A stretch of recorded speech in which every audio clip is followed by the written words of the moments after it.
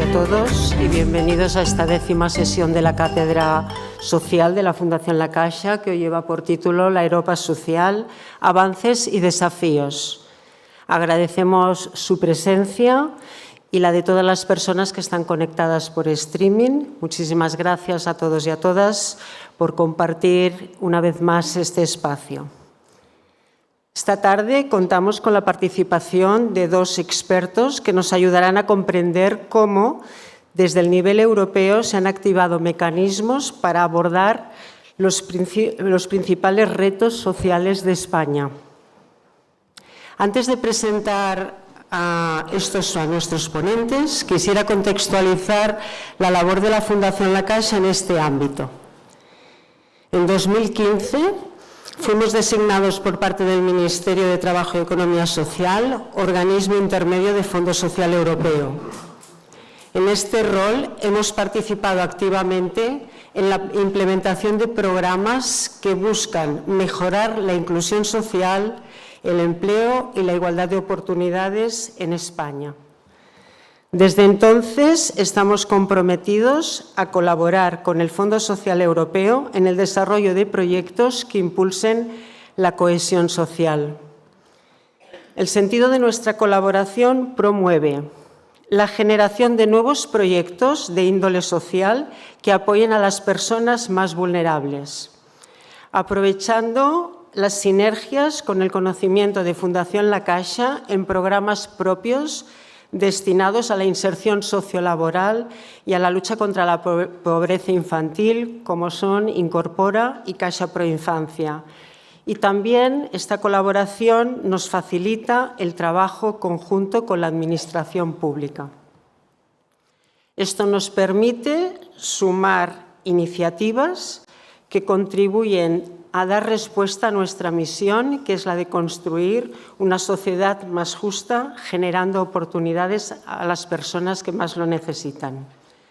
Y, por otra parte, seguir trabajando con las entidades sociales, generando vínculos estables con los actores locales, públicos y privados.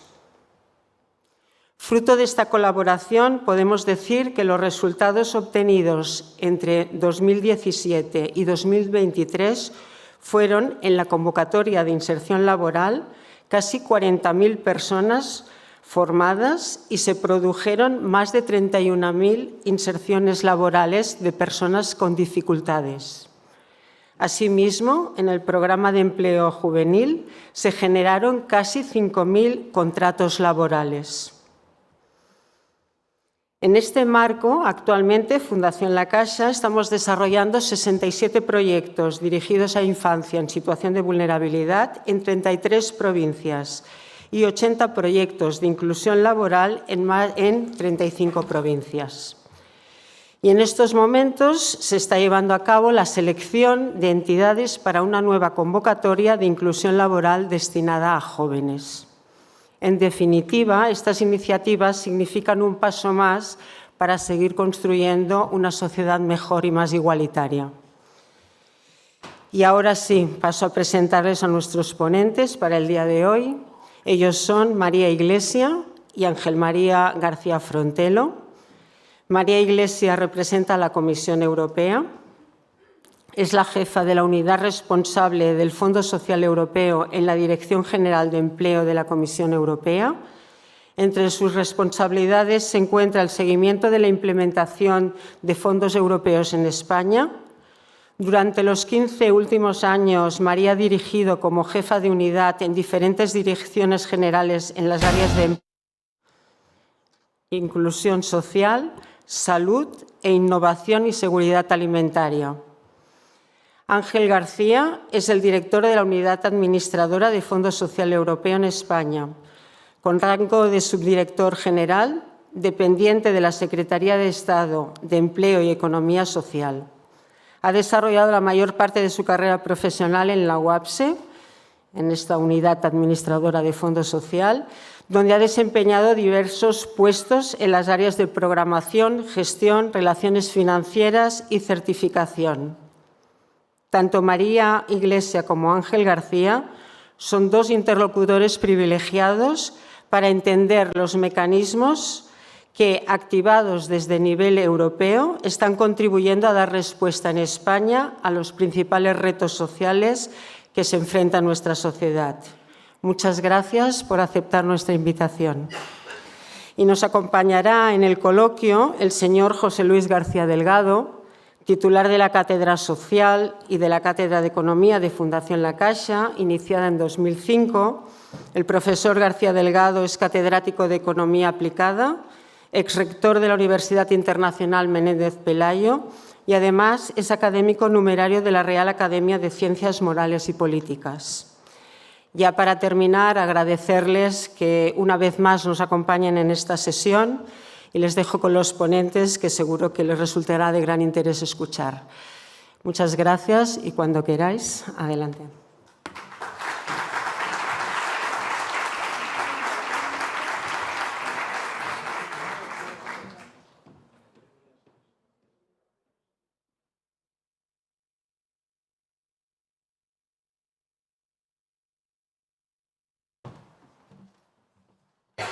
Paso yo allí y vosotros, quizá tú vas a hablar tú primero, pues tú primera, ¿no? Vale.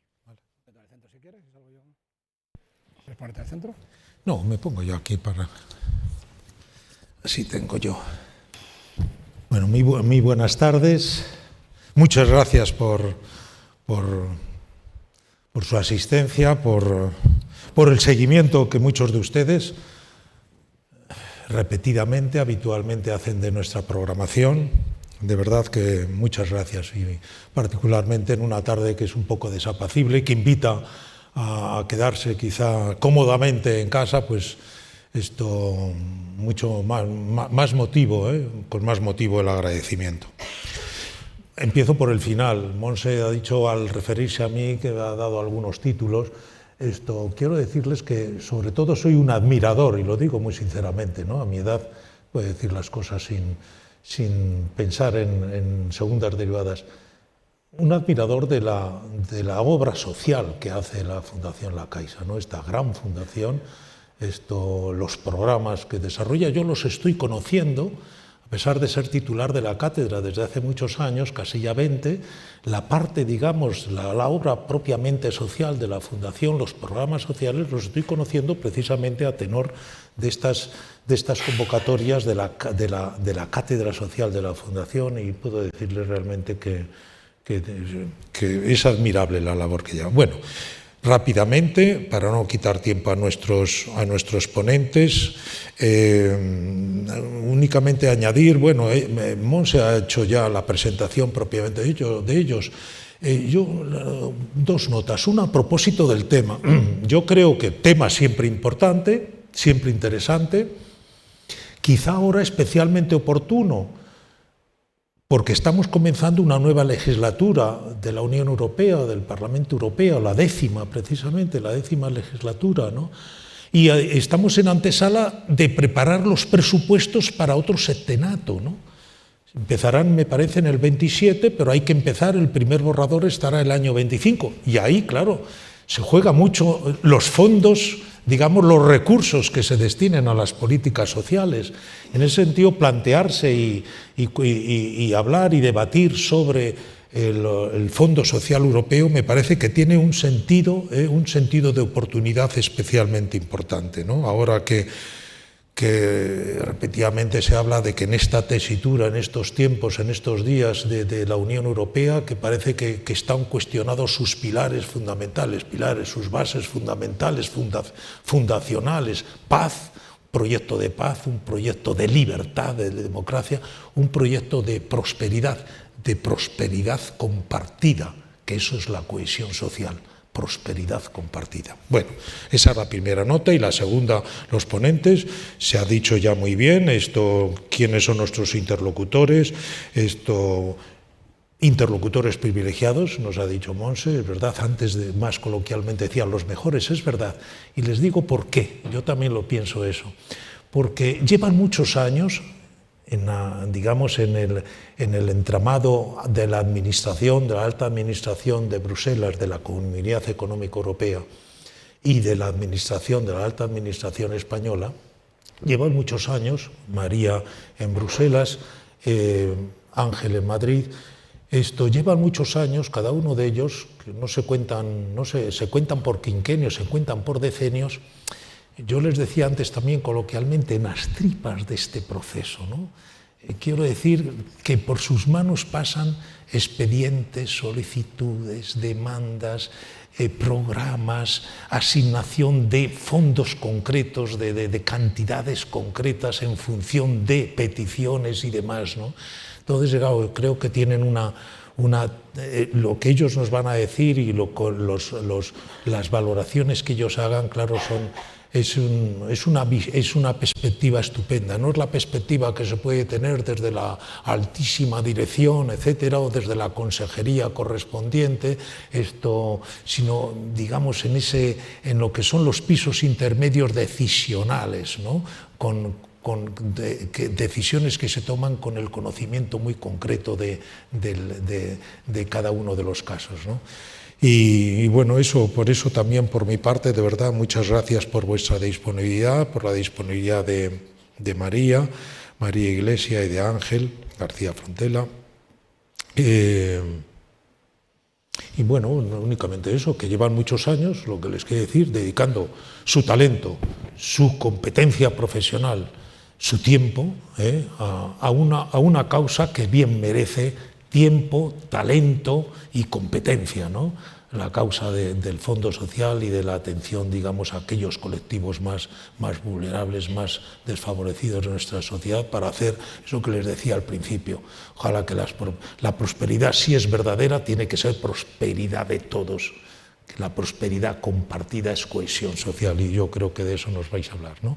Yo creo la mecánica va a ser un poco primero María, exposiciones de en torno de un cuarto de hora por parte de cada uno de ellos. Yo iniciaré, si me permiten, el coloquio, planteándoles alguna cuestión que probablemente coincida con aquellas otras que algunos de ustedes después, inmediatamente después, quieran formular, ¿no? Así que sin pérdida de tiempo, para no terminar más allá de las 9 menos 10, María, tú tienes la palabra ahora.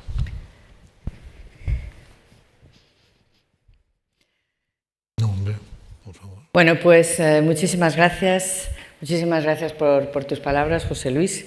Creo que te has un poco excedido en nuestra capacidad decisional, pero muchísimas gracias, y muchísimas gracias a la Fundación La Caixa, que es uno de nuestros socios, yo diría casi privilegiados en los programas del Fondo Social, en el sentido de que tienen una panoplia tan grande de proyectos y son unos socios fiables que siempre están ahí y siempre nos han respondido a todos los desafíos que por lo menos desde Bruselas les hemos planteado. Así que muchas gracias por invitar a la comisión hoy a explicar un poco qué es esto de la Europa social, qué se ha hecho últimamente y cuáles son los desafíos y qué es lo que podemos esperar que ocurran en los próximos 4 años.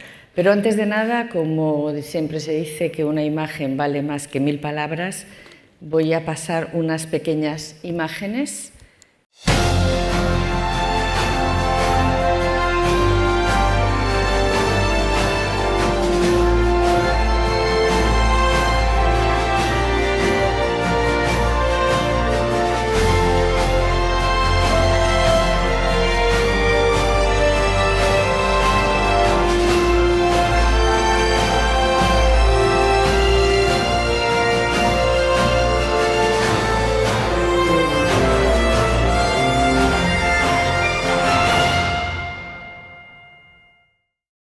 Bueno, pues esto es en pocas imágenes, en pocos segundos, la Europa social. Esto es un poco lo que hacemos desde Bruselas como contribución a la sociedad. En este sentido, me gustaría empezar explicando un poco el contexto, por qué hacemos esto y cómo está estos proyectos, estas acciones, tanto políticas como financieras, cómo está organizado. En primer lugar, nosotros tenemos una guía, una brújula que nos orienta y le llamamos el Pilar Europeo de los Derechos Sociales. Es una es digamos, una lista de derechos sociales, 20 en particular, y organizan un poco lo que es la política, la legislación y los fondos. En el año 2021 se hizo un plan de acción para que estos derechos, esta Carta de Derechos, no quedara solamente en palabras, sino que fuera realmente implementada y puesta en práctica a nivel de todos los 27 Estados de la Unión. Y este plan de acción consistía en 75 medidas, de las cuales 74 han sido ya realizadas. La última es realizar una evaluación de cómo ha funcionado, y eso es lo que estamos haciendo ahora mismo en Bruselas. Y uno de los principales resultados es que ha funcionado, pero necesitamos hacer más. Y como veremos más adelante, una de las acciones de la nueva Comisión será hacer otro nuevo plan de acción para ir más allá en la realización de este pilar europeo de los derechos sociales. Primero me gustaría decir un poco qué es lo que opinan los europeos de la política social. Cada 2 años hacemos un sondeo a nivel de la Unión Europea representativo, que se llama el Eurobarómetro, y en este caso les hemos preguntado cuáles son las prioridades para ellos de la Europa social, si lo consideran importante y qué tipos de acciones consideran importantes. Tanto en el año 2020 como en el 2024 la respuesta ha sido bastante masiva. Y, entre otras cosas, los europeos han dicho, el 88% de europeos consideran que para ellos personalmente es muy importante esta Europa social, y 54 piensan que para 2030 tendría que haber todavía más acciones en la Europa social. Por lo tanto, esto es un poco el contexto donde funcionamos, donde nos encontramos cada vez que necesitamos tener una perspectiva desde arriba de la situación. Explicaré ahora un poco cuáles son las palancas que tenemos a nivel europeo para desarrollar todos estos principios del pilar europeo.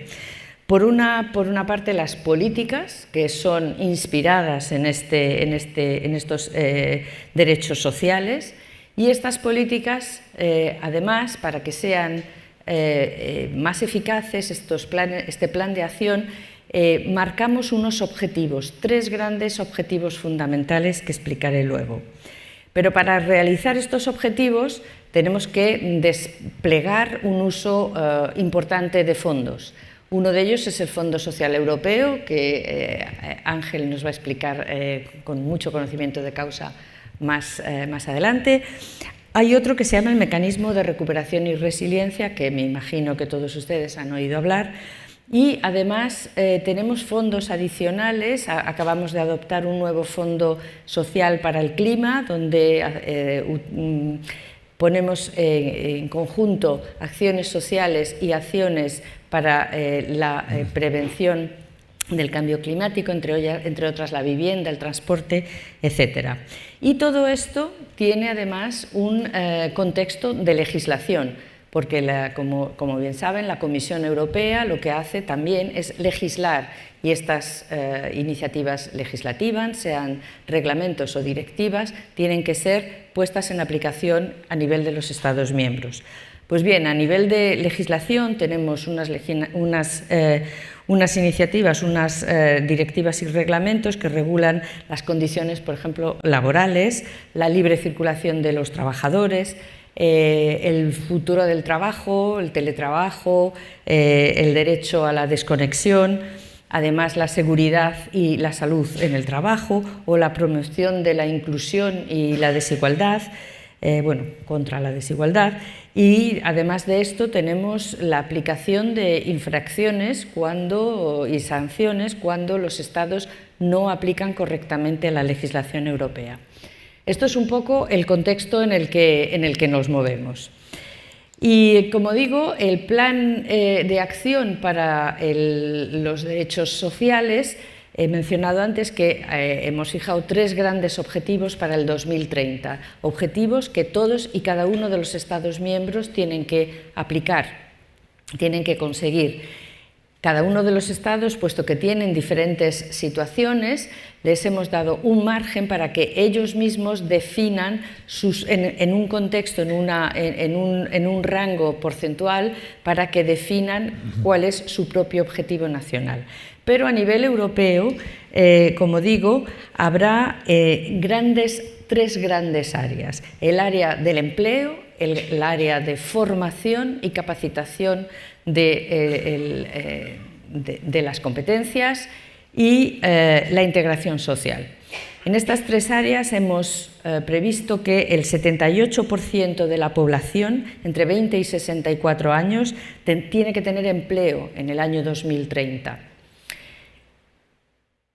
En lo referente a las competencias, al menos 60% de la población adulta tienen que participar en actividades de formación cada año para el año 2030.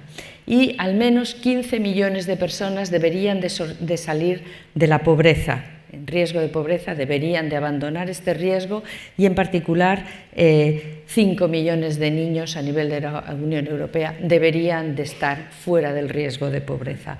Estos son los objetivos, por lo que estamos trabajando, y todas las acciones que se están haciendo en el Fondo Social Europeo, las que hace la Fundación La Caixa y otros socios, tienen este sentido, el sentido de ir hacia estos tres grandes objetivos. Pero ¿qué es lo que ha hecho la Unión Europea, además de fijar objetivos y fijar grandes contextos? Pues en particular voy a citar unas de las grandes acciones que desde el año 2019 hasta el 24 hemos hecho, que ya son realidad. En primer lugar, la Garantía Infantil Europea, que explicaré ahora un poco. Hemos también elaborado una estrategia a nivel de la Unión Europea para los derechos de las personas con discapacidad, que va del año 2021 al 2030. Además, hemos presentado a nivel de los Estados miembros una estrategia europea de cuidados, tanto de infantiles o de personas con necesidad, o bien por edad o por necesidades sanitarias. Hemos lanzado una plataforma europea de lucha contra el sinhogarismo. Y además de esto hemos desarrollado un marco estratégico para la igualdad, la inclusión y la participación de la población gitana. Y me gustaría brevemente, como no puedo explicar todo, he elegido unas acciones de las que creo que son de las más importantes. La primera sería todas las acciones que a nivel europeo se han hecho y se están haciendo para promover la igualdad de las personas con discapacidad. En particular, esta estrategia se ha concretado en diferentes acciones, y una de ellas es la tarjeta europea de las personas con discapacidad y una tarjeta también europea para el estacionamiento de personas con discapacidad. Esto es muy importante porque hasta hace poco las personas con discapacidad no podían desplazarse de un país al otro dentro de la Unión sin que fuera reconocida su situación de discapacidad, es decir, no podían beneficiarse de ciertas situaciones para su acceso a servicios. En particular, 100 millones de personas en la Unión Europea tienen una capacidad y solo el 50% de ellas tiene trabajo. Y además, un 50% de ellas corren un grandísimo riesgo de afrontar una situación de pobreza personal o de exclusión social. Por lo tanto, esta estrategia, que además en la próxima comisión va a ser profundizada, nos parece uno de los grandes avances en materia de política social. El otro tema es la pobreza. La pobreza es la vergüenza institucional más grande de la Unión Europea. Seguimos teniendo la pobreza de una manera estructural en casi todos los Estados miembros, en muchos de ellos, y por ejemplo en lo que nos toca en España, y es una pobreza que afecta en particular a los niños, para la cual hemos movilizado más de 6.000 millones de euros en el contexto del Fondo Social Europeo Plus, y aquí es donde tiene sentido lo que mencionaba antes de la garantía infantil. Hemos puesto en marcha una serie de acciones que hemos llamado garantía infantil, que tienen que ir a áreas específicas de acción contra la pobreza y en particular para la pobreza infantil, como por ejemplo en el área de educación infantil y temprana o las actividades recreativas y escolares. También comidas saludables dentro del contexto escolar o asistencia sanitaria, alimentación saludable, alojamiento adecuado, en fin, cosas básicas que nos parecen básicas, pero que desgraciadamente el 33% de los niños, en particular en España, no lo tienen y en otros países de la Unión tampoco. Para nosotros esto es una de las acciones más importantes que hemos hecho con la garantía infantil y que vamos a seguir profundizando. Otro tema que nos parece también muy importante, visto el reto demográfico al que se enfrenta la Unión Europea, es la priorización del cuidado a largo plazo. Hemos elaborado la primera estrategia europea para los cuidadores y receptores de cuidados a nivel de la Unión Europea. Como saben, el sector de los cuidados es un sector bastante precario, donde las situaciones de las condiciones de trabajo de los cuidadores y la calidad recibida por los receptores dejan siempre bastante que desear, por lo menos esos son los indicadores que tenemos a nivel de la Unión Europea. Y lo que estamos haciendo es promover también dentro del contexto del Fondo Social y del marco de recuperación y resiliencia acciones para mejorar las condiciones laborales de los trabajadores del sector de cuidados. Esto es un sector que no para de crecer en creación de puestos de trabajo. Son siempre sectores muy vulnerables, sectores de terceros países en general que vienen a ocupar estos puestos y sin grandes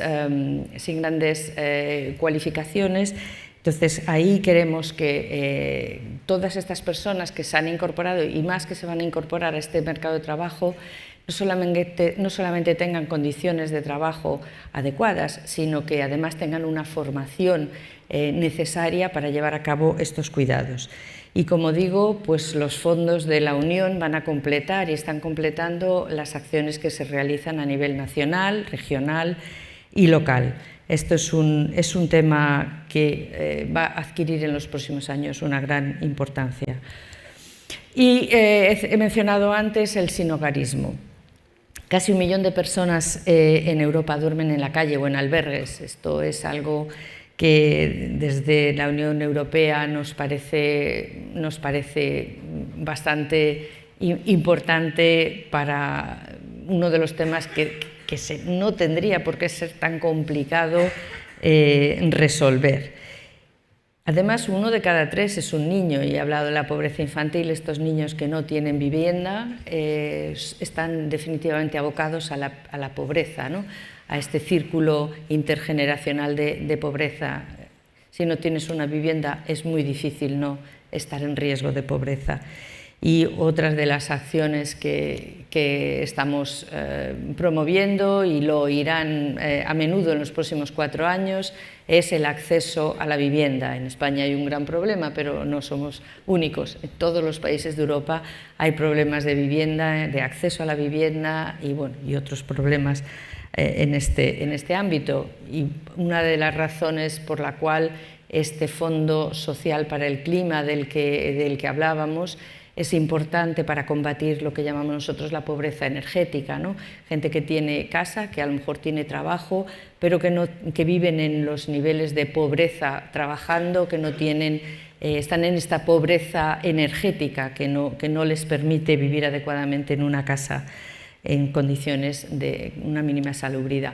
Todo esto va a formar parte de las prioridades de la próxima comisión, como he dicho.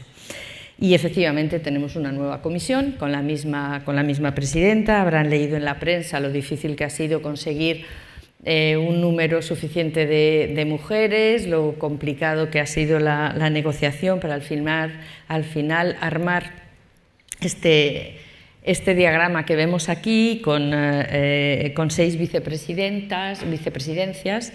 Y bueno, me gustaría hoy en el tema de la política social explicar un poco cuáles son las prioridades y también cuáles son los retos a los que nos vamos a enfrentar con esta nueva comisión. Tenemos unos retos persistentes y uno de los cuales es, según el informe Draghi, que como saben, no sé si han oído hablar, pero es un informe que analiza a la Unión Europea y su problemática, uno de los principales retos que nos enfrentamos en Europa es la poca competitividad que tenemos frente a grandes socios globales, en particular Estados Unidos y China. Esta competitividad tiene muchos orígenes, es multifactorial y lo que llamamos el informe Draghi apunta una serie de elementos, una serie de retos que hay que afrontar, y en particular habla también de los retos sociales, de la poca productividad que tenemos en las industrias europeas, y de esta falta de competitividad o de esta necesidad de este reto que tenemos frente a nosotros en los próximos 4 años, reto económico, reto tecnológico. Una de las grandes acciones, uno de los grandes pilares es la coherencia social. La coherencia social que viene ligada al empleo y que viene ligada a las competencias. Estos son los 3 grandes áreas. He hablado de 3 objetivos del plan de acción: empleo, competencias y social. Pues aquí nos volvemos a encontrar como elementos muy importantes para reforzar la competitividad. En el caso del empleo está claro que Europa tiende o debería de tender al pleno empleo, pero el empleo estamos enfrentando un nuevo mundo del trabajo, unos nuevos empleos para los cuales uno de los retos es encontrar mano de obra capacitada. Cuando miramos, por ejemplo, las competencias digitales de la población adulta en Europa, pues podemos realmente entender nuestra falta de competitividad. Tenemos casi un 40% de adultos en Europa que carecen de competencias digitales, carecen de la posibilidad de tener un trabajo donde tengan día a día que moverse en un entorno digital. Por lo tanto, las competencias son importantes. La escasez de mano de obra en algunos sectores es muy importante. Nuestras empresas, nuestras grandes empresas y pequeñas y medianas empresas se quejan de la falta de competencias para los empleos que tienen que cubrir. Y por otra parte tenemos el área social, es decir, una población que está en desempleo, que son vulnerables, que no tienen tránsito desde su vulnerabilidad hacia el mercado del empleo.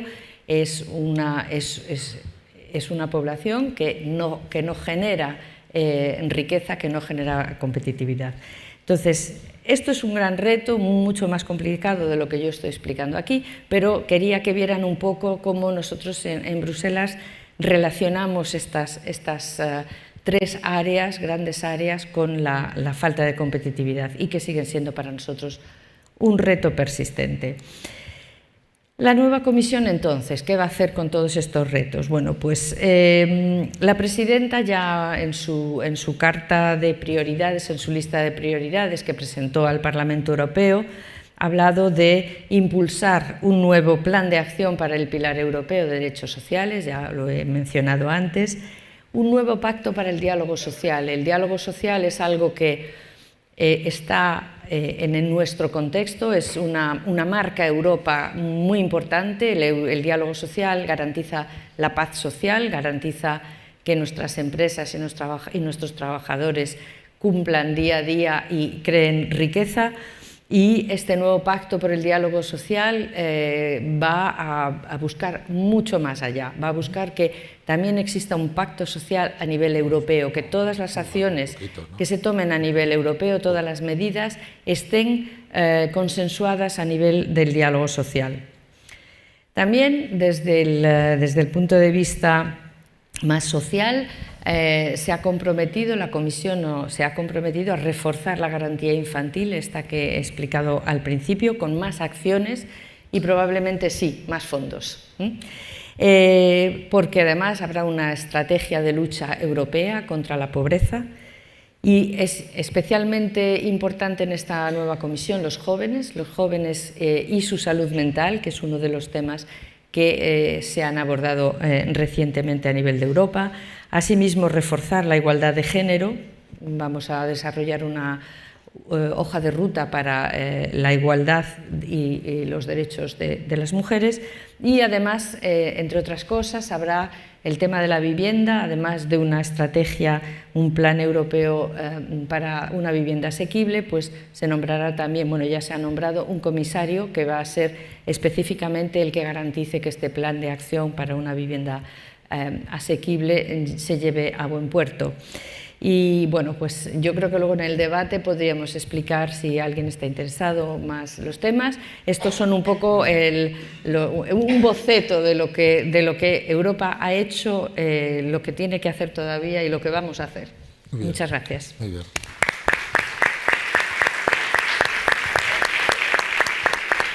Muy bien. Pues después de Europa pasamos al escalón español con Ángel García Frontelo, que tiene en sus manos, es el máximo responsable desde hace ya bastantes años de la unidad que administra en España el Fondo Social Europeo, o sea que, como decíamos antes, un interlocutor inmejorable, ¿no?, para hablarnos del tema. Pues buenas tardes, muchas gracias a todos y a todas por vuestra presencia en este acto. Ya sé que no era el mejor día en Madrid para moverse, así que agradecemos especialmente que hayan podido venir, también a quienes nos están siguiendo a través de las redes. Muchas gracias al catedrático José Luis García Delgado por la amable presentación y por haber coordinado también este coloquio. Un placer, María Iglesia, compartir contigo este foro, mi querida colega, que ya nos toca lidiar en muchas batallas y estoy encantado de estar aquí también junto a ti. Y gracias, por supuesto, a la Fundación La Caixa, un socio privilegiado, como decía, una alianza que tiene con el Fondo Social Europeo desde hace ya unos años, por haberme invitado a participar en este coloquio. A lo mejor sorprende que la Caixa haya invitado a un funcionario, a un burócrata, si quieren, como decía Juan García Hortelano. A mí también me sorprende en cierto modo que no haya venido un responsable político, que es el que determina las políticas sociales, quien las decide, si no hayan traído eso, alguien que se encarga básicamente de gestionarlas, de hacer que funcionen bien, en la medida de lo posible, en este caso, gestionando los recursos del Fondo Social Europeo. Supongo que lo ha hecho porque habían conocido esa famosa viñeta de Forges donde dice que los funcionarios sabemos cosas que los humanos ni sospecháis, pero espero no defraudar en eso. Y voy a plantear, para empezar, una pregunta y después la voy a resolver yo mismo haciendo esto que se llama un spoiler ahora, que era lo de siempre, que era destripar la película antes del final. La pregunta es, ¿puede el dinero empleado en políticas sociales ser rentable? Y no hablo de la rentabilidad social, de la justicia social, que eso puede ser incluso objeto de un debate ideológico que a esos responsables políticos les puede corresponder, pero a mí como técnico no. Hablo de una rentabilidad económica. ¿Puede el dinero empleado en políticas sociales ser rentable desde el punto de vista meramente económico? Y mi respuesta es sí, puede ser rentable. Así que los próximos minutos, ya sé que no tengo tantos, perdón si me extiendo en exceso, los voy a dedicar a, con datos y ejemplos, demostrar que sí es posible esa rentabilidad económica de la inversión en políticas sociales. Pero quizás convenga primero que hable de cuál es esa inversión. Nos ha expuesto muy bien María, del ámbito de la Unión Europea, la importante inversión del Fondo Social Europeo y del Fondo Social Europeo Plus, y yo quisiera que conocieran un poco cómo llega eso a España y qué cantidad de recursos tenemos. Esto funciona con marcos financieros plurianuales. Acabamos de terminar uno de ellos a finales de 2023 y acabamos de comenzar en 2022 otro, son marcos de 7 años. En el anterior España tuvo 10.000 millones de euros de asignación del Fondo Social Europeo para políticas sociales y ahora tenemos 11.300 millones. Parece que es más, pero con la inflación, etcétera, es prácticamente los mismos recursos que en el periodo anterior. Esos recursos, esos 11.300 millones, que se calculan salen como 1.600 millones de inversión anual, se reparten, dado nuestro sistema competencial, entre comunidades autónomas, que gestionan prácticamente la mitad de los recursos, y la Administración General del Estado, que tiene unos programas estatales que gestionan la otra mitad. En cada una de las comunidades autónomas hay un programa Fondo Social Regional que trata todos los ejes que abordamos en el Fondo Social Europeo: el empleo, la formación, la educación, la inclusión social y la lucha contra la pobreza. Y luego tenemos esos 4 programas de ámbito estatal que también inciden. Hay uno de empleo juvenil, hay otro que llamamos EFESO, que es de empleo, formación y economía social, otro que nos importará mucho para lo que tratamos hoy, que es el de inclusión social, garantía infantil, que ha mencionado también muy bien María, y lucha contra la pobreza. Un tercer y un último programa que, aunque lo gestionan las comunidades autónomas, es de ámbito estatal, que es el programa básico y que atiende a lo más básico, a la privación material de las personas que ni siquiera tienen alimentos. Esa es la configuración entonces de los 11.300 millones que la Unión Europea invierte en España a través del Fondo Social Europeo. Me verán repetir este concepto de inversión porque tiene que ver con lo que decía al principio de la rentabilidad de esa inversión. Aproximadamente un 30% de esta cantidad destinada a España. Teníamos la obligación, quiero recordar, María, de destinar un 25% a inclusión social, pero hemos programado más de un 30% para invertir de esos 11.300 millones en inclusión social.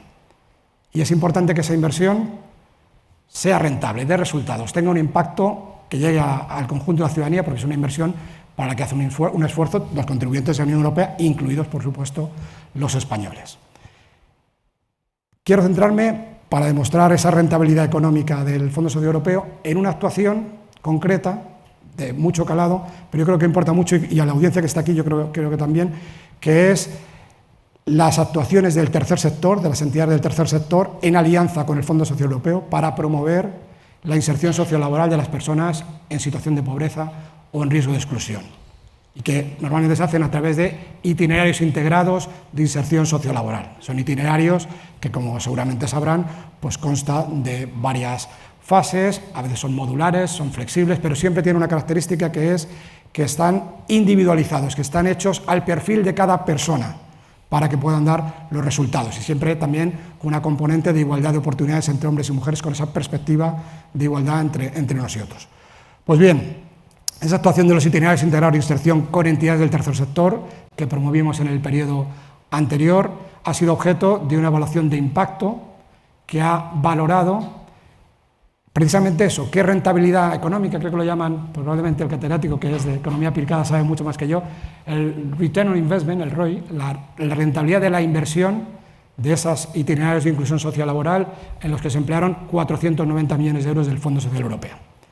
Esto se ha hecho con una metodología, un modelo que yo no podría explicarle, se llama ERMIN, con H, y creo que tiene más de 180 ecuaciones y que al final valoran los efectos de esa inversión, en este caso en la medida de inclusión sociolaboral de las personas vulnerables, los efectos de la inversión en grandes parámetros como son el aumento de la producción, el consumo, la reducción del déficit público, las cotizaciones sociales, etc.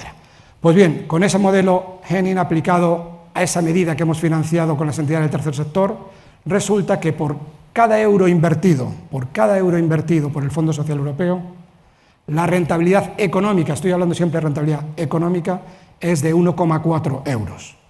Un 40%, yo creo que no está mal. Ya quisieran algunas empresas que están en bolsa tener una rentabilidad del 40%. Por cada euro invertido, 1,40 € de rentabilidad social. Y eso para el caso general, porque luego hay situaciones particulares en que esa rentabilidad es aún mayor.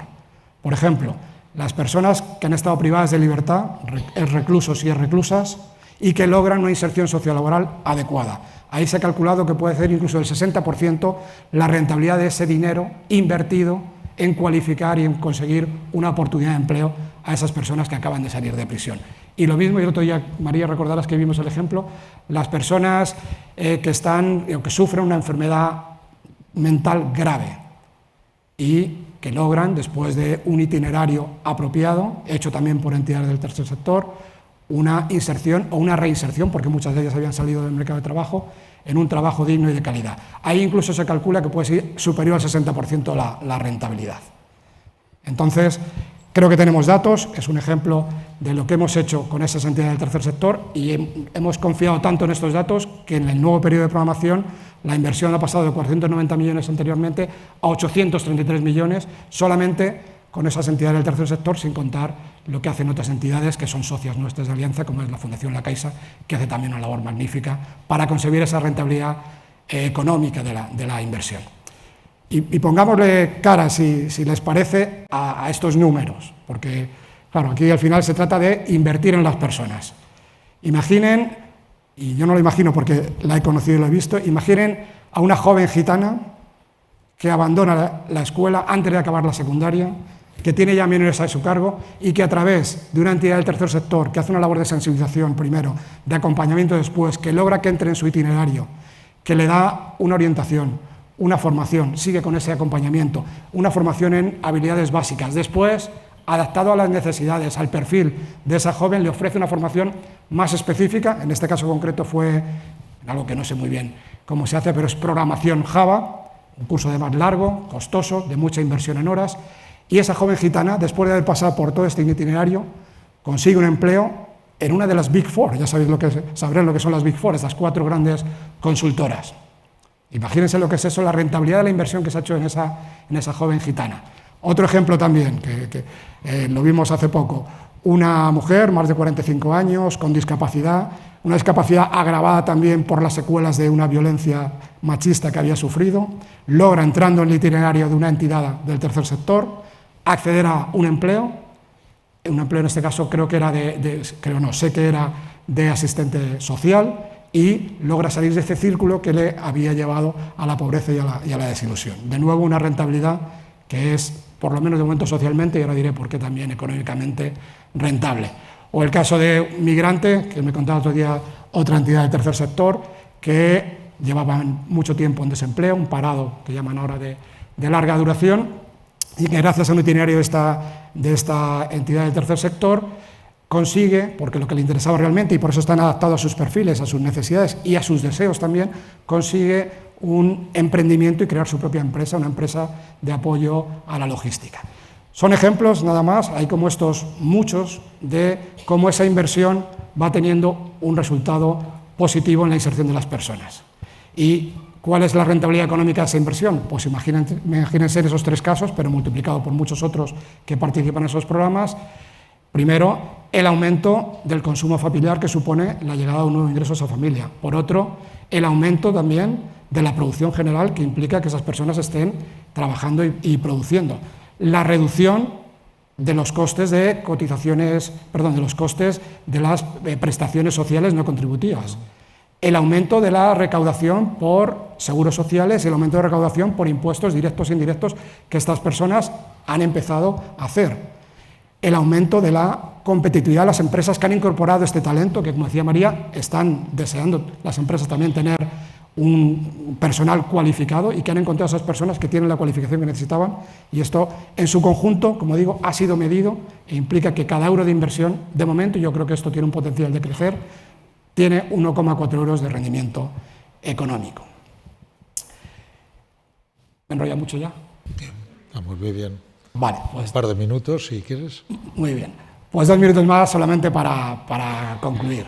Yo creo que el mensaje ha quedado claro. Estamos en un momento en que se está cuestionando mucho la propia idea de Europa. María lo citaba bien, hay un nuevo reto para la nueva Comisión, hay un nuevo desafío que es el de la competitividad, pero yo creo que es bueno también que este mensaje de la rentabilidad económica que tiene, la inversión en las personas, la inversión adecuada. Quizá necesitaríamos más tiempo, a lo mejor en el debate, para ver cuáles son los factores que permiten que esa rentabilidad se produzca, porque no toda inversión es exitosa, no toda inversión da esa rentabilidad, pero yo creo que es buen momento para destacar y poner de relieve esa rentabilidad de la inversión en las políticas sociales. Y nada más por mi parte, espero no haber dado la imagen de estos cínicos que decía Oscar Wilde, que conocen el precio de todo y el valor de nada. Desde luego no es mi caso y espero que haya llegado el mensaje de que la rentabilidad económica no va desligada de la contribución del Fondo Social Europeo también a sociedades más justas, más cohesionadas, más igualitarias y más inclusivas. Muchas gracias.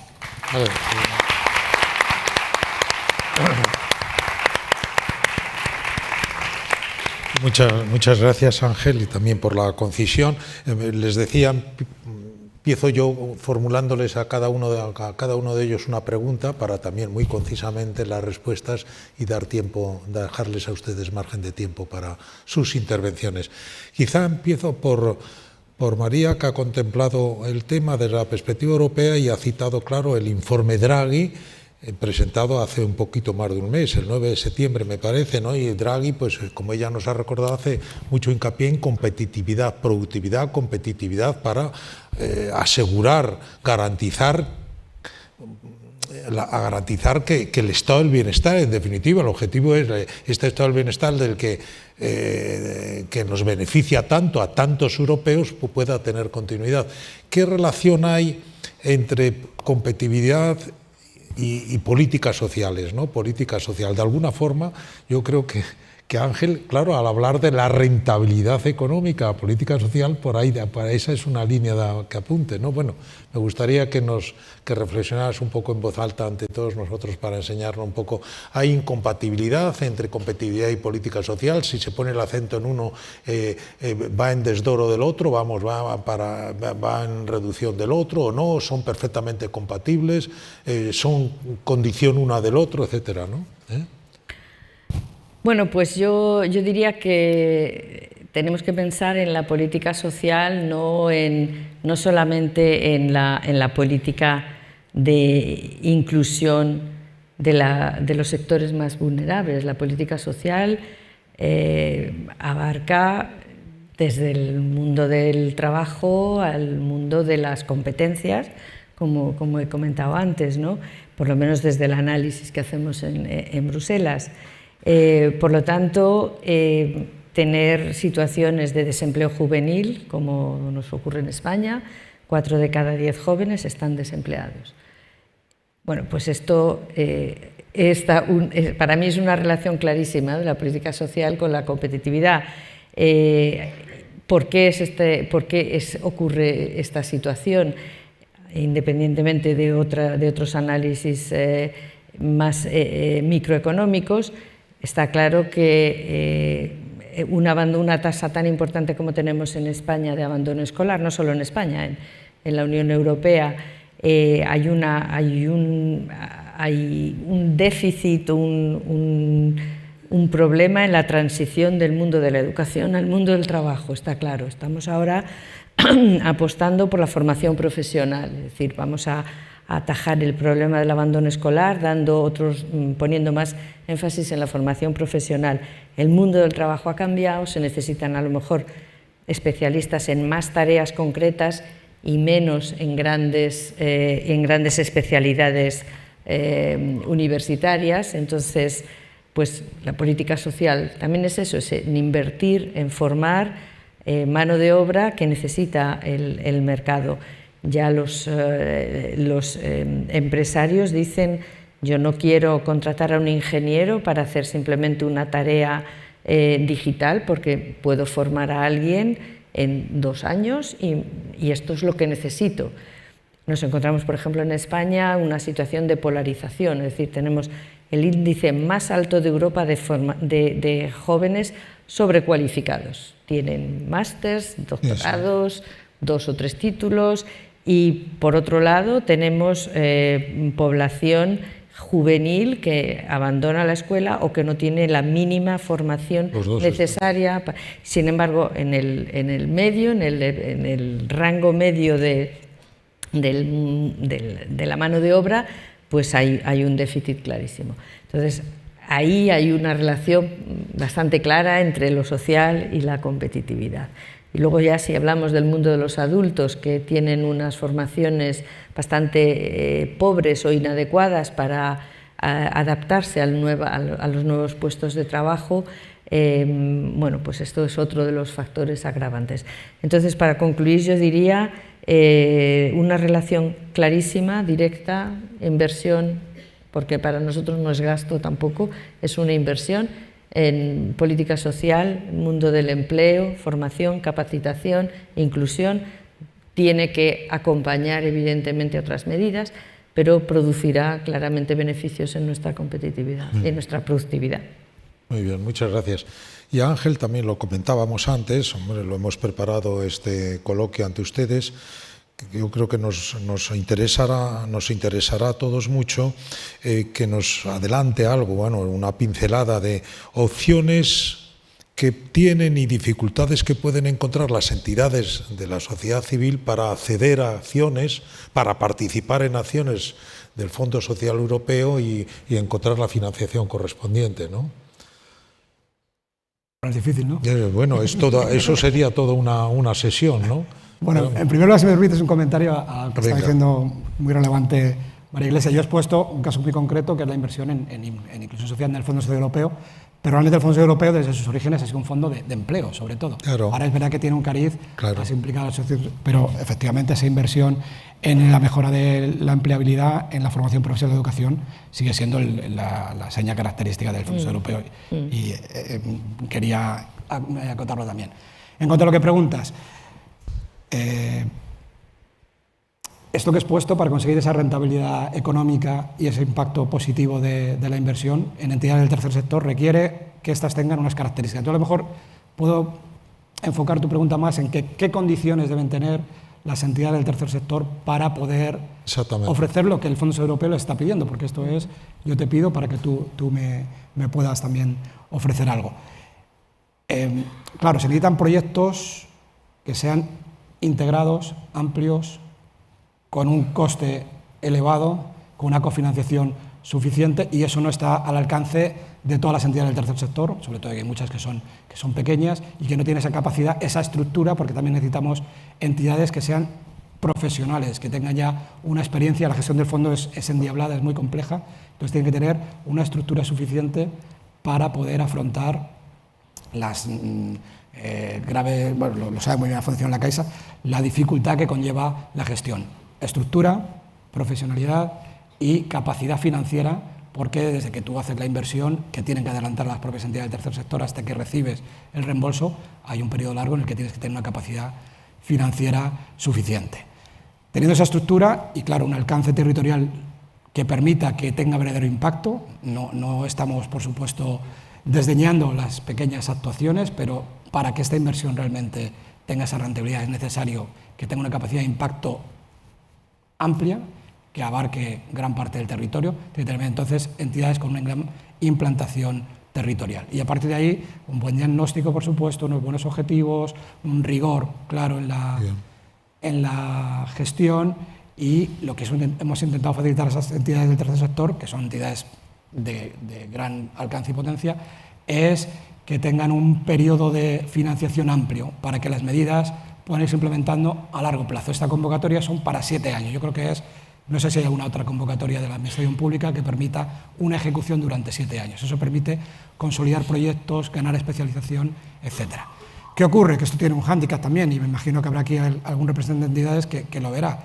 Las entidades pequeñas quedan, por tanto, fuera de las posibilidades de financiación del Fondo Europeo. No quedan fuera, no tienen esta capacidad para ser las que gestionen directamente, como hay 15, 16, 17 entidades grandes que lo hacen del sector, pero sí tienen, agrupándose con ellas o a partir de convocatorias más pequeñas que hacen entidades que son socias nuestras, como la Fundación La Caixa, tener su capacidad de recibir fondos para hacer actuaciones, pero sobre todo haciéndolo, agrupándose entre ellas y buscando esa solidaridad o esa colaboración unas con otras. Muy bien.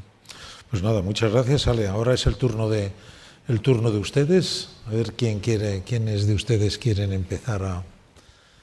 Perdón, porque desde aquí, en el reflejo de la luz, a veces no habemos, yo veo allí una mano al fondo. Empezamos.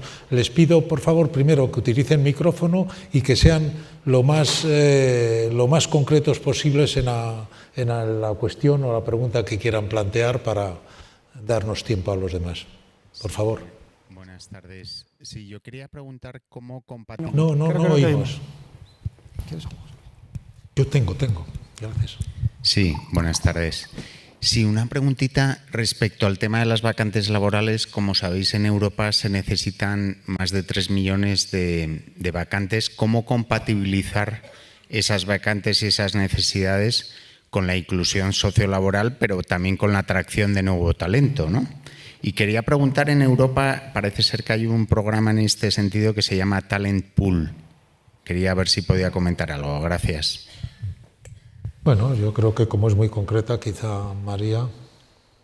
Pues sí, efectivamente hay una, como he mencionado brevemente, hay una escasez importante de mano de obra. Y bueno, una de las acciones que hemos hecho durante esta última comisión y que seguimos haciendo evidentemente, ha sido el talent pool, es decir, poner hacer un grupo de talentos, ¿no? Es una iniciativa que consiste en hacer una base de datos sobre todo lo que pide el mercado de trabajo, empresas pequeñas, grandes y medianas, que buscan un personal específico, cualificado de una cierta manera, para gente de terceros países y también para personas dentro de la Unión Europea. Y por otra parte, en esa base de datos pues hay currículums de personas que tienen esas cualificaciones.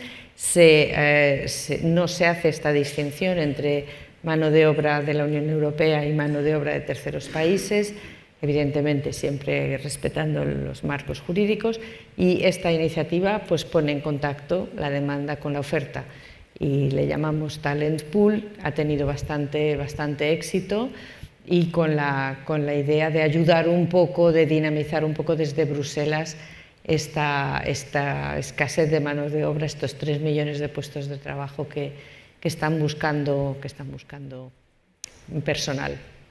¿Puedo añadir algo al propósito o no? Bueno, esto es un debate y yo no quisiera meterme en algo que no me corresponde como funcionario que decía, pero efectivamente parece ser que esa escasez de mano de obra se da también, pero hay también una corriente de opinión que dice que junto a eso quizá también hay que hablar de la calidad de los puestos de trabajo, que a veces algunos vacantes no se cubren no porque no haya la cualificación para cubrirlo, sino quizá el atractivo del puesto, las condiciones remunerativas, etcétera, no lo hacen atractivo y por eso no se cubren. Entonces, yo creo que haya habido durante alguna debate que digan las dos cosas. De hecho, bueno, efectivamente, otra de las prioridades que vamos a empezar con esta comisión es las condiciones del trabajo, ¿no? Que las condiciones, escapar de la precariedad, ¿no? De estos puestos de trabajo, que en muchos casos hacen que ciertos sectores no encuentren mano de obra. Es otra de las prioridades. He citado unas pocas prioridades, pero vamos a hacer muchas cosas en esta legislatura. Muy bien, más por parte de ustedes. Perdón, utilice el micrófono, por favor. Aquí a la derecha. Aquí, adelante.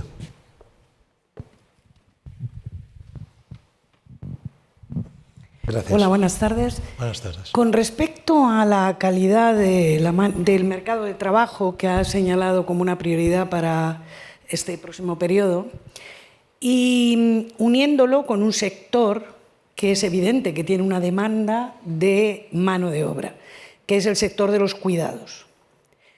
¿Cuáles son las medidas que se ponen en marcha o que se considera dentro del plan a poner en marcha para garantizar una calidad en los cuidados que tiene que estar ligada efectivamente a una cualificación de los trabajadores y de las trabajadoras? Eso ya se hizo en un momento, se puso en marcha un certificado de profesionalidad en España que afectaba tanto a cuidados institucionales o en privado, pero que a mí me parece que no hay ninguna vigilancia respecto a las condiciones en las que se deben dar los cuidados. Y me parece grave, sobre todo porque la mayoría de las instituciones, es decir, residencias de ancianos, son plazas que están concertadas con la administración pública. Y o hay una vigilancia severa por parte de la administración para garantizar que la cualificación de las personas que están en los cuidados es la adecuada y que las condiciones en las que se desarrolla la tarea o las tareas son adecuadas, o desde luego la calidad nunca se va a conseguir. Yo no sé si hay una medición del impacto que tiene la inversión en las residencias de ancianos y una medición de impacto en términos de verdad, de rentabilidad social y económica. Me gustaría conocerla. Gracias. Muy bien, muchas gracias. Cualquiera de los dos, ¿no?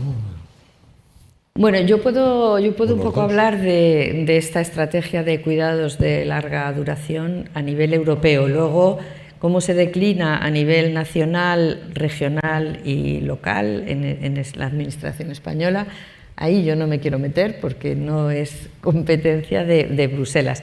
Pero estoy totalmente de acuerdo y esta es una de las reflexiones que hemos hecho, porque ha habido una gran discusión, hay grandes expertos de los cuidados, y lo que durante años nos han venido a decir es que hay un problema de cómo medir la calidad, cómo se mide esta calidad en los centros, no solamente en los centros institucionales o centros de cuidados, sino también en las casas, ¿no? Cuidados a nivel privado.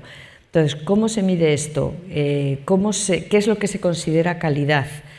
¿Cómo ponernos de acuerdo en indicadores? ¿Cómo medirlo? ¿Cómo hablar del tema en un idioma común entre 27 países con unas situaciones muy diferentes? Entre Bulgaria y Finlandia la situación es muy diferente, pero ¿cómo hablar sobre esto? Eso es lo que hemos hecho en la estrategia, es decir, definir la calidad, definir qué indicadores, definir cómo se debe de controlar y monitorizar, y cómo las administraciones nacionales, regionales o locales tienen que hacer un informe de lo que están haciendo para luego poder medirlo. Pero estoy de acuerdo que es muy difícil porque no hay, por el momento, no hay mecanismos para medirlo.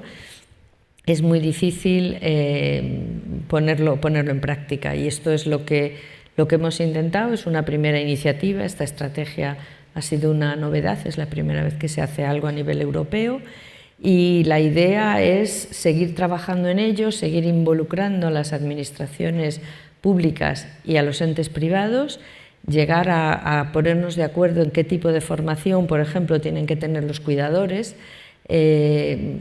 ponernos de acuerdo en cómo deben de ser las condiciones de trabajo, porque evidentemente las condiciones de trabajo es un sector que sufre de una alta precariedad.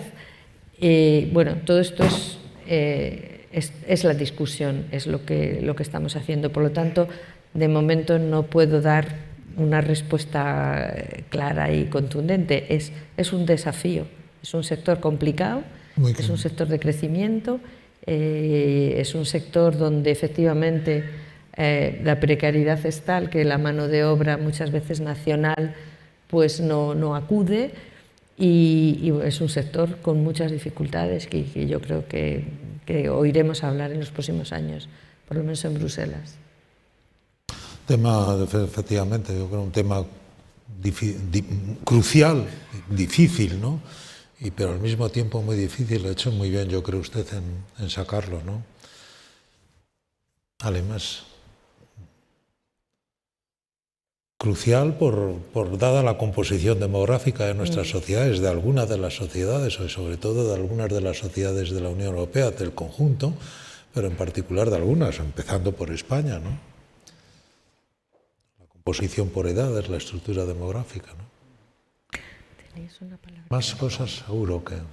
Vale, pasamos de nuevo a la parte delantera.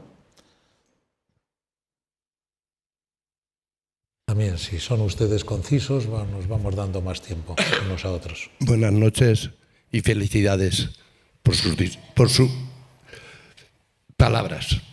Bien, usted, señora, habló de una cartilla para minusválidos, lo cual yo no tengo ni idea, ni el Ayuntamiento de Madrid ni la Comunidad, de dónde conseguirla, ya que viajo unas veces por placer y otras veces por otras causas. ¿Me puede usted informar cómo conseguirla? Porque suelo alquilar un coche en Roma o en Malta o a donde me pille. ¿Cómo la consigo?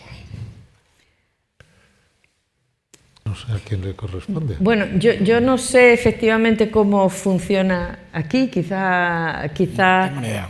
en principio suelen ser acciones a nivel regional, pero lo que es cierto es que antes no existía esta posibilidad y ahora existe. Si no está todavía puesta en práctica, esto fue el año pasado, ni siquiera, a principios de este año, que se aprobó en el Parlamento Europeo. Si todavía no está en aplicación, va a estar en breve, porque lo tienen que aplicar a nivel nacional y autonómico. Entonces, no sé yo qué administración es la que... yo desde Bruselas no lo sé. Lo que sí que le puedo decir es que es un problema que, gracias a esta intervención a nivel europeo, se va a poder utilizar en los desplazamientos y antes no era el caso. No oímos. El ayuntamiento. Imagínese a dónde estoy yo, perdido. Bueno, pues yo cuando llegue a Bruselas nos vamos a enterar, ¿no? Sí, yo no sé, no tengo ni idea. Hace usted una sugerencia para para un coloquio posterior, una sesión posterior, que si volvemos a sacar este tema tenemos que tener 3 escalones, el europeo, el nacional y el autonómico o local, ¿no? Porque para aclarar algunas de estas cuestiones te vendría muy bien, ¿no? Vale, más la siguiente intervención por parte de ustedes. Es que desde aquí vemos... Allí hay una al fondo. ¿Allí al fondo? Sí, por favor. 3 preguntas muy breves. Una, si queremos una Europa social, ¿por qué se mide tanto en términos de competitividad en lugar de intentar que sea con una igualdad de factores, ¿no? De que esa competitividad sea con productos, servicios que tienen los mismos niveles sociales y de bienestar a nivel. La otra pregunta es que, viendo muchos casos de corrupción, si se están elaborando herramientas para asegurar la trazabilidad y destino de todos esos millones que se están hablando. Y la tercera y última es que, tal y como se ha mostrado que hay una rentabilidad de todo ese dinero que se aporta para bien social, ¿por qué se paga a terceros países para gestionar la migración en lugar de gestionarla internamente? Bueno, son tres cuestiones de mucho alcance cada una de ellas. Vale, entonces... ¿Competitividad lo tratas tú mejor? Bueno, sí, yo simplemente decir que el que esta comisión haya considerado la competitividad como una prioridad no quiere decir que la política social deje de ser eso, una política de inclusión que aspira a la igualdad, que aspira a la creación de estados con un bienestar similar, y esto es la cohesión social. La cohesión social es uno de los grandes pilares de Europa, la solidaridad y la cohesión social, y desde luego no se renuncia para nada a ella. Simplemente en esta nueva comisión se le da un aspecto un poco más económico, vista la situación global y vista el nuevo mercado, el nuevo mundo del trabajo, ¿no? Sin, desde luego, disminuir o ralentizar en nada las políticas sociales. Y lo que he estado comentando de las acciones, la estrategia contra la pobreza, las estrategias para los cuidados, para la gente con discapacidad, etcétera, son acciones que se hacen a nivel de los 27 Estados miembros, con la idea de mejorar esa inclusión social y de generar riqueza social, independientemente de la competitividad. O sea, no hay que pensar que, porque hablemos ahora un poco más de competitividad, nos olvidamos que una de las ideas básicas es que el beneficio social y la riqueza consiste en no dejar a nadie atrás en la Unión Europea. Eso sigue estando ahí, sigue siendo un pilar fundamental de la Unión. Quizá abordar un tema que sí me atañe directamente, que es lo que ha denominado trazabilidad, el control del uso de los fondos europeos, de esta importante inversión de más de 11.000 millones que tenemos en España. Y bueno, la misión de la UAPSE, esto que llaman la UAPSE, me dijo José Luis que no utilizáramos siglas, y es cierto, porque UAPSE suena pues, a aerolínea alemana o a marca de planchas, pero no. La gran misión de la UAPSE, Unidad Administradora del Fondo Europeo, es que España no pierda un euro de financiación europea. ¿Y cómo se pierde la financiación europea? De dos maneras: o no ejecutando a tiempo y perdiéndolo, o cometiendo irregularidades que dan lugar a correcciones financieras de penalización. Por lo tanto, una de nuestras principales misiones, y lo hemos siempre mantenido como una de nuestras banderas, es conseguir asegurar que cada euro que se ha gastado limpiamente. Y hay a veces irregularidades que no implican fraude porque son fallos en la gestión, eso se corrige, pero hemos tenido una política de tolerancia cero con cualquier tipo de actuación que pudiera.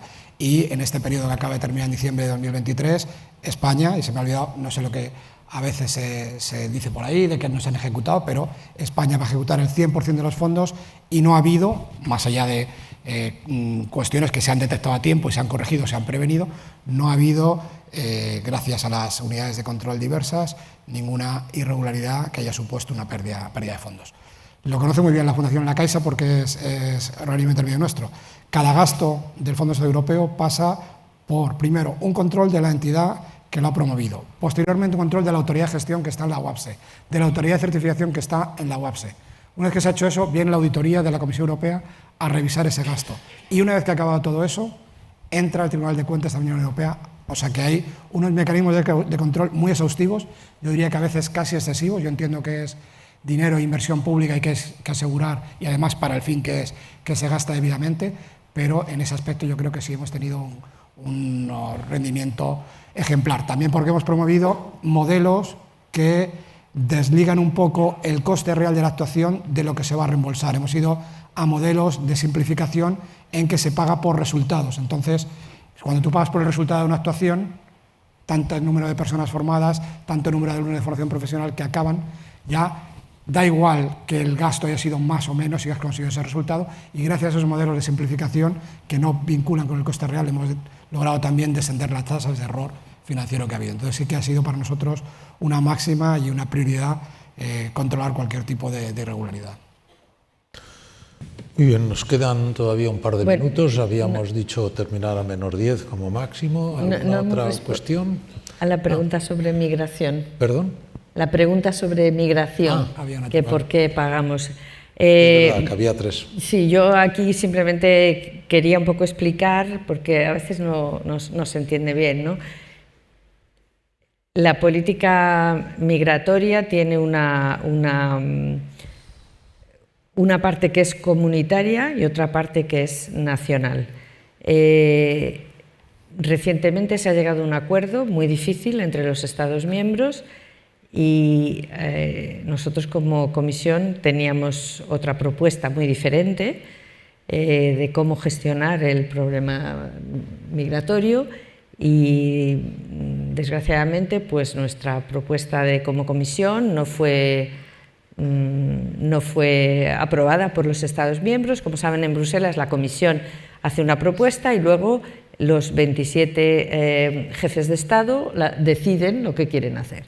Y entonces la propuesta de la Comisión, las varias propuestas sucesivas que hemos hecho no se aprobaron, y la decisión final ahora pues ha sido de ir hacia este tipo de externalización. También quiero decir que aunque no forma parte de la política social, es más bien la política de interior, hay un fondo específico que es el Fondo para la Ayuda a la Migración a terceros países, en español se llama FAMI. Y este fondo ayuda a la situación de las personas de terceros países cuando entran, los primeros momentos de entrada.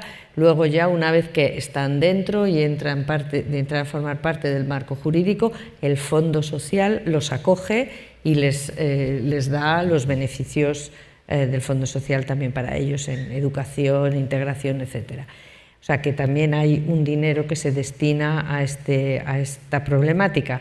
Pero yo no quisiera entrar a discutir los acuerdos que se llevan que se han adoptado a nivel de los Estados miembros, entre otras cosas porque no era lo que nosotros en la Comisión Europea habíamos propuesto.